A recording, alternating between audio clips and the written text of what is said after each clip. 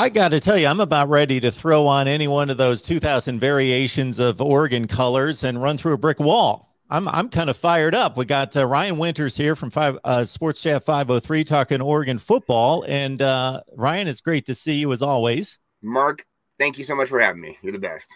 And I make that comment because I watched Dan Lanning's introductory news conference, as I've just mentioned to you. And, you know, you take those things with a grain of salt. Of course, everyone's going to say the right things about we're relentless, we're going to win, we're going to go get them, nobody can outwork us, and all those things, of course. But as I've told my kids in particular, and this is what resonated with me as I watched this, is that everybody's going to say those things. I'm a workaholic, I'm a perfectionist, I do all the right things in a job interview, but you need to be able to describe it in unique terms. You need to be able to give substance to it through real life experiences, through stories. And I thought some of his stories were quite riveting and real. And I came away quite impressed. I agree. I think he nailed the press conference, and you said the term that a lot of Duck fans were saying, I'm ready to run through a wall for this guy. I like the youth movement. This is the first time, I'm 43. It's the first time I've had a coach on as our university who's younger than me. So obviously won't be the last, but you know, it's just one of those things where, yeah, we're going to give it a shot. It's going with the whole youth movement. The entire head coach, offensive coordinator, defensive coordinator are all in their 30s, mid 30s to low 30s. And we'll see how it goes. Obviously everybody's concerned about experience. How much experience do these guys have? I was thinking about it this morning, talking with somebody else about, you know, it would be nice to have a play caller who's called plays a little bit longer than maybe 2 years to jump onto this train when you have such high expectations. But if you know football and you have an opportunity to call plays, well, then go for it. I don't know if there's that big of a difference. Obviously, there's a lot more knowledge on the back end of a guy like Joe Moorhead, who's had a tremendous amount of experience, but maybe that also creates a little bit more of a conservative approach, and the fan bases want to see these offenses air it out and score points. So maybe the young guys give us a chance to do that. Yeah, and the advent of the advanced metrics in recent years and the implementation has really shown us that by being aggressive in the long run, it pays off.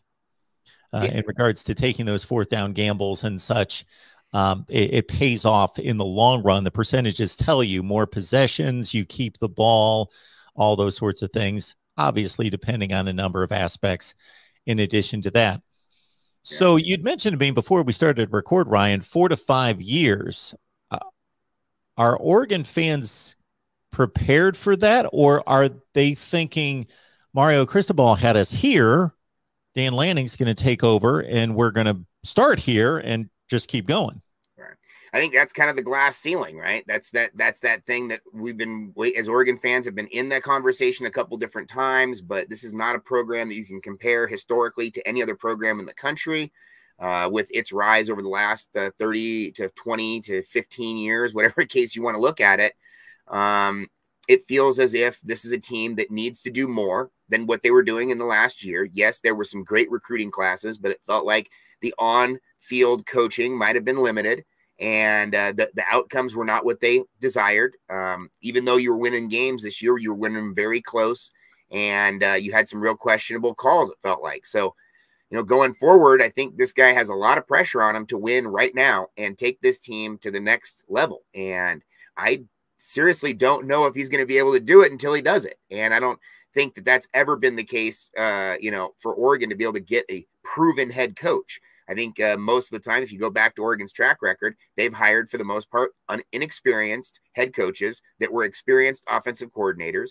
And in this case, I really like the direction they're going with the defensive side, knowing that in the last 3 years, their best recruits have all been on the defensive side. Continuing this year, out of the early signing day, they had 7 kids. 6 of them were on the defense. 1 of them was an offensive lineman. So the approach to this team has been get the best athletes they can on the defensive side, which historically was not necessarily the case for Oregon. Oregon was such an offensive-focused team, and I do think there's a lot of Duck fans that want to see wins, but they want to see wins that are creative. They were talking about how they were bored this year with these wins. And I was like, hey, a win is a win. Have you guys not been paying attention to college football? It's not easy to get. And I think there is some heightened expectations, and maybe the bandwagon is carrying some of that is with it, where it does not really have the reality of the history of this program in check. And they think that it's national championship or bust every single year. And you got to compete with the Pac-12 first. I mean, this year, Utah beat them twice. So you can't go off saying your competition's Ohio State and Alabama if you're going to get beat in your own conference. We're talking Dan Lanning. We're talking Oregon football with Ryan Winter from Sports Chat 503. So what you do is you go to the search bar right here on YouTube. Just put in Sports Chat 503 if you're not familiar, and check out Ryan's work right there talking Ducks.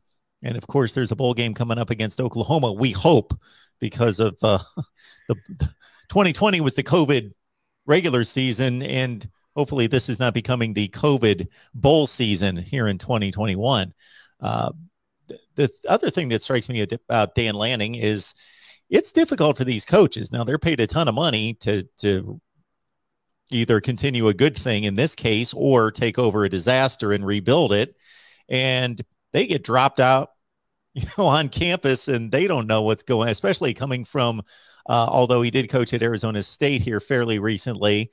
He comes from Georgia in the SEC, and suddenly he's got to build relationships. He's got to reach out to recruits that he's never talked to. And he seems to have made, retained a few recruits, reached out to some other ones, and he looks like he's off to a decent start there. Yeah. His first big get was he retained Don Johnson, who is the local recruiting expert on staff that was a part of Mario's staff. He was not hired that long ago. He hasn't been there that long, but he's got real deep roots in the Northwest and has really good connections with students. So he stayed on. That was the first hire, and that's probably encouraged pretty highly by the university to do that. And then we had a player named Seven McGee, who's from New York, a running back, who basically said, I'm going to the transfer portal. An hour and a half later says, hey, I talked to the coach, I'm back. So this thing is just wild. Going back to your previous question about how long people are expecting this coach to last, there was a real conversation out here. And actually on Twitter, it was pretty interesting. There was these Twitter spaces opened up, and they had these guys running this Twitter space for like 6 days straight. 2,000 people all jumping in, parents, media guys. Our athletic director jumped in to explain the hire afterward. I mean, it was a crazy situation. And in that, there was a lot of conversation around kind of the two camps. And there was one camp that wanted stability, wanted a coach that was a long-term coach, that you didn't have to go through this coaching circle every 3, 4, 5 years or whatever. Then there was the other camp that said, hey, we want to win now. It doesn't matter. Bring us the best coach. If he leaves to go to another better job, fine, as long as he brings us a championship. Well, I don't think there's a coach out there that's going to guarantee you a championship outside of maybe Nick Saban. And so the ideology of having a coach that was a long-term candidate was really important to a lot of us, especially us, older Duck fans, plus 40, let's call it.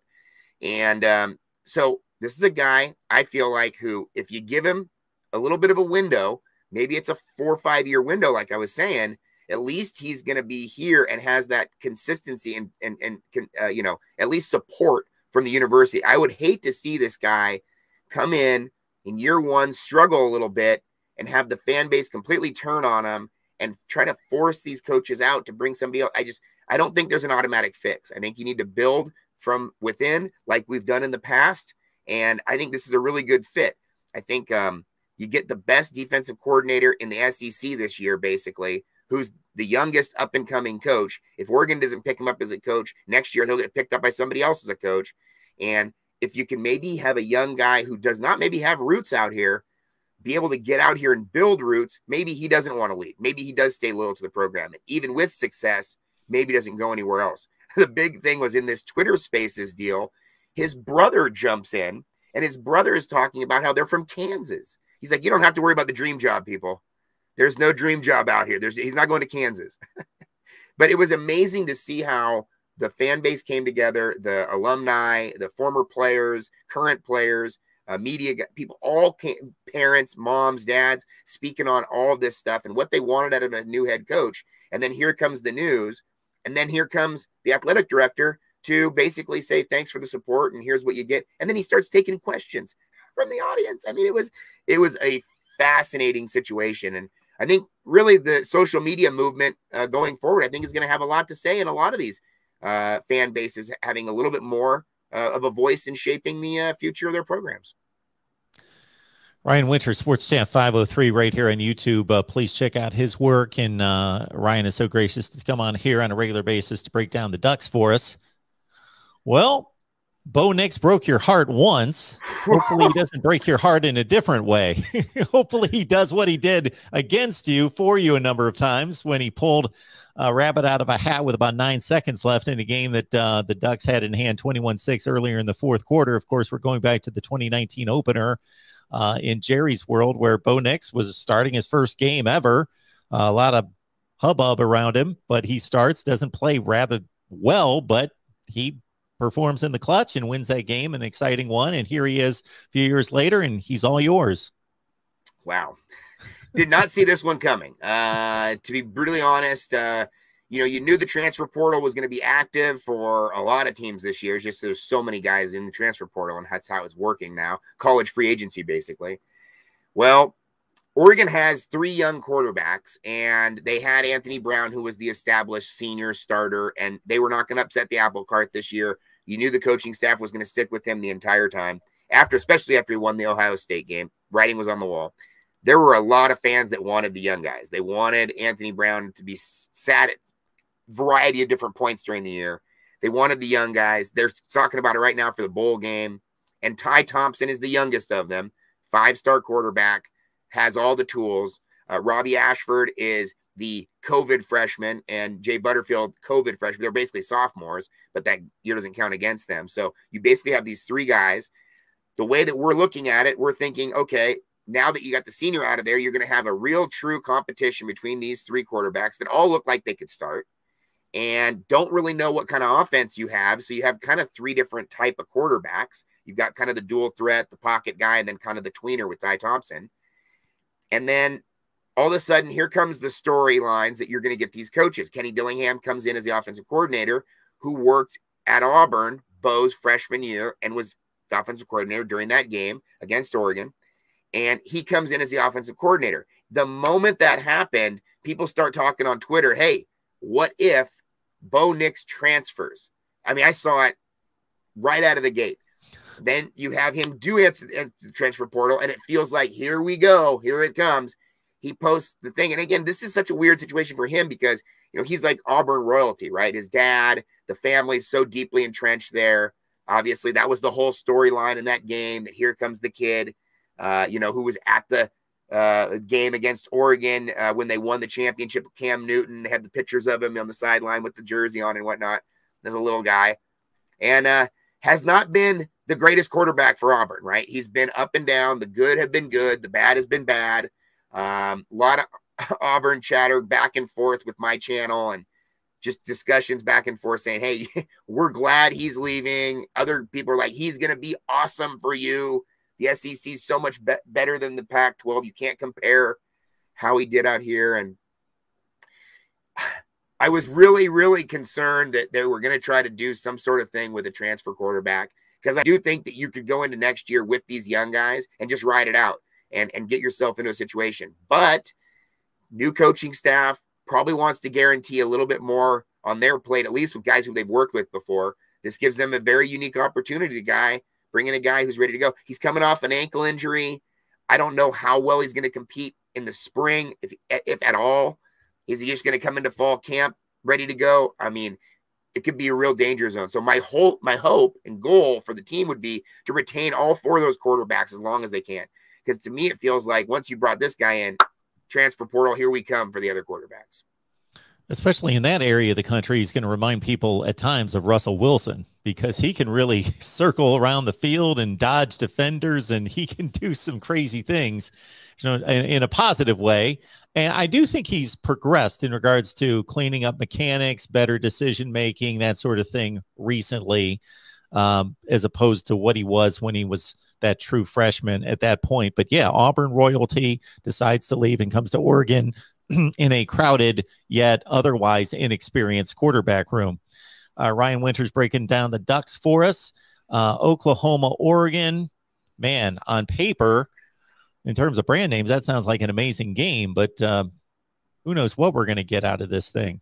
Yeah, this is one of the weirdest bowl games I've really ever seen as a Duck fan. The history of Oregon bowl games, we get very excited for the bowl games at Oregon. Our fan base travels, really well.